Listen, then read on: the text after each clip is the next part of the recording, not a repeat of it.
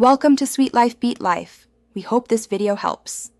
You start by confirming access. Sign into your Google account on a trusted device so you can change security settings. Make sure you have backup codes, a recovery phone, or recovery email available. These let you regain access if prompted. Note any apps using app passwords or security keys because disabling two-step will affect them. Once signed in, open Security Settings and prepare to disable the verification option. This is the practical first step to remove two-step verification. You now navigate to the two-step verification page under Security Settings and select Turn Off.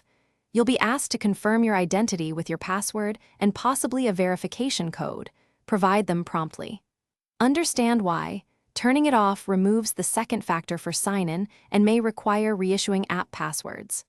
Once done, make sure to note any prompted security recommendations and follow on-screen confirmations so you don't lock out apps or devices that relied on the second factor.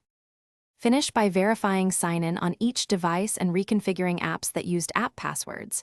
Revoke any unused app passwords or security keys to tidy security.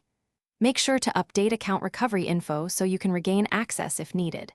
If something goes wrong and you're locked out, use your recovery email, phone, or backup codes immediately. Contacting Google support is a last resort and can be slow. Remember why.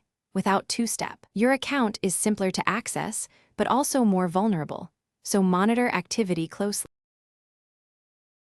Thanks for watching. Consider subscribing if we helped you.